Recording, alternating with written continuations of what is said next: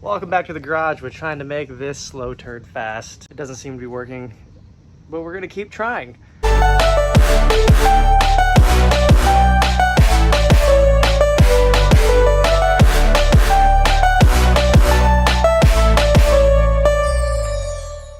Today, we have a couple things I need to do. So with the car getting boosted here soon, I went ahead and bought an ARP head stud kit.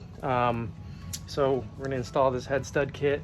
Along with that, I figured while we're in the Engine Bay area, hit up my good friends at Nat Motorsports, and I purchased a master cylinder brace from them.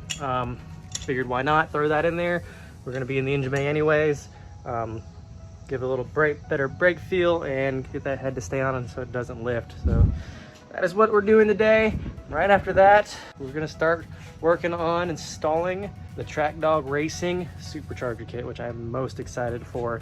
I already got the injectors and all sorts of things to put on there, but I figured let's just get the head stud thing done, get that out of the way, and then go from there. Let's get this valve cover gasket off and let's get this brace installed. I'm gonna show you what the benefits of the braces are and why you should probably have one. Even if you don't track, it just makes the brakes feel that much better. First of all, I just want to say, I don't know if you guys know this, the quality of these are phenomenal. I mean, look at this. The welds are nice, the stamping is nice, the laser cutting is nice, the powder cutting is nice, and I love this little rubber boot here. So we're gonna install this first. It's pretty simple. It goes right here.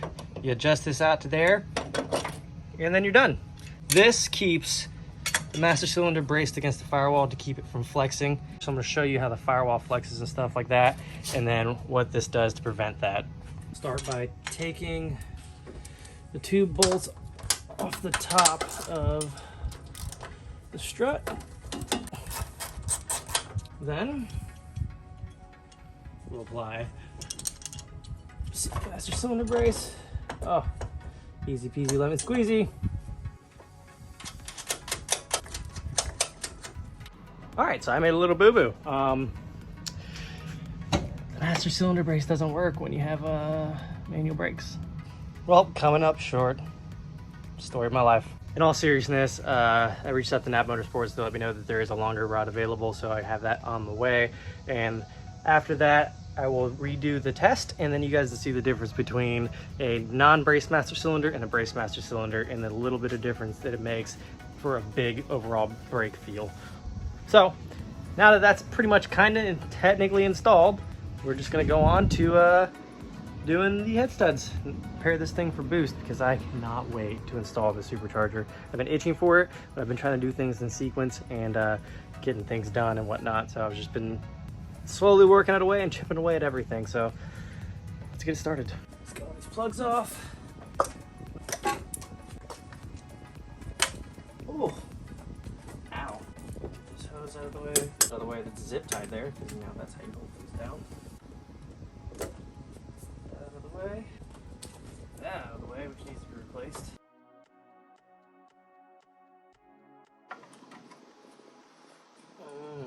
Yummy. Tell me how this even happens. Do you see that right there?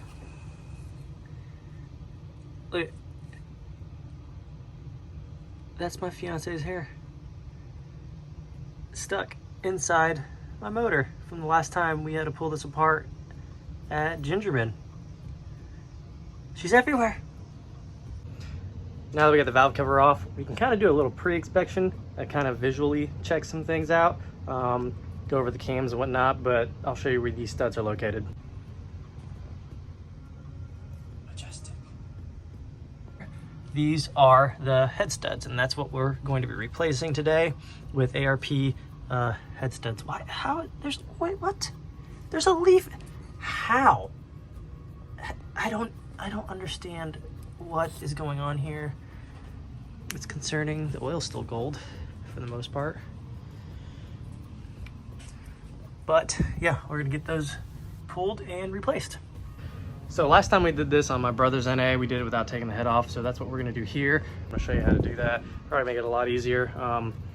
Is it the right way to do it? Probably not. I should probably replace the head gasket, but I'm not really gonna do that this time around. I'm gonna replace the head gasket this winter when I do like the timing chain and stuff like that. So we show you how to do that without taking the head off. So we're gonna start by taking a 12 millimeter socket and breaking these loose. I'm gonna leave these two back ones on. I don't want the head to slip off, so I'm gonna leave these two back ones on, and I'll show you what I do. So let's get these all broken loose.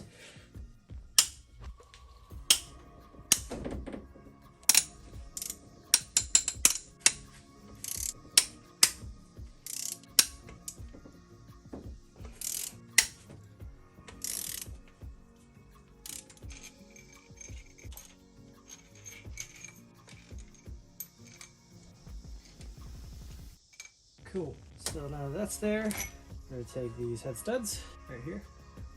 So you can see there is an Allen wrench side and a side that doesn't have it. It's gonna go Allen side up, basically. So I'm gonna clean these threads off here. We're gonna drop it in the hole. And these only go in hand tight. You do not need to over tighten these. You don't need to snug these down really hard. Keep going until they stop, or as tight as you can go with your hand. You're going to repeat that process 10 times.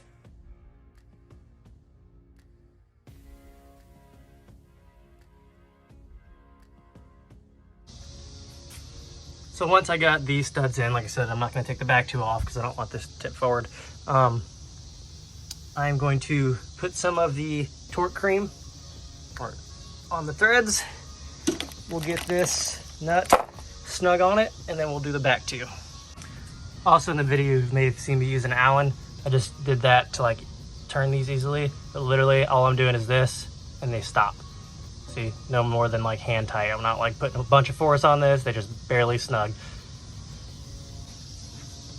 Now that I got, as you can see, the ARP nuts and washers done all the way, but these last two, I will now loosen these last two up, take them off, and that way tension here doesn't pull this head forward. I don't think it would, but that's just my paranoia, so that's the way I do it. These are all snug. Now I'm going to loosen these two and put the other ones in there. Now that we got all 12 of the ARP head studs installed, we're going to do the torque sequence on them. ARP provides you a bolt torque sequence thing. You can always just double check online, make sure it is the right one.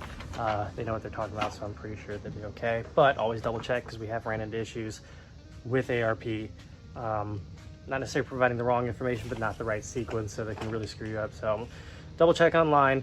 So once you're ready for torquing, it'll be a 13, at least that's what my ARP is, and you're going to torque them in sequence 3 times. It's so, well, when I say 3 times, the torque sequence is 1, 2, 3, 4, 5, 6, 7, 8, 9, and 10.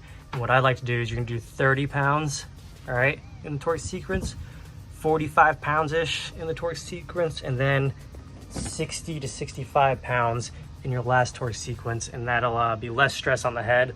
When you do that, it'll be more smooth and just less stress on the heads, less chance on the bolts, you know, stuff like that. So once you do that, that's all you need to do, and you'll be good to go.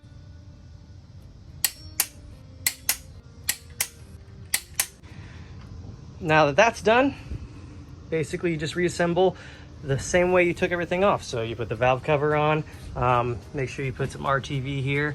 Recommend replacing this if you have to. Mine's new, so I'm just gonna put RTV on this corners here, and we'll put it back on. Then piece of the resistance, spike performance spark plug covers. Tie in the entire thing to give it a nice clean look. Another thing I gotta paint too, because this is gonna look kind of weird if I don't paint it. I don't know, what color do you think I should paint this? And there you have it, guys. Head studs installed. Not only did we get the head stud installed today, we got the Spike Performance spark plug covers installed. It kind of gets everything held down better than those little cheap plastic ones that wind up breaking. Plus it looks a lot cleaner. And the Nap Motorsports brace. Like I said, once I get the longer rod in, I will put it on there and I'll show you guys the difference between the non-braced master cylinder and a braced master cylinder. But it's pretty simple to install ARP head studs. You just gotta make sure you take your time, do it right. You don't have to pull the head.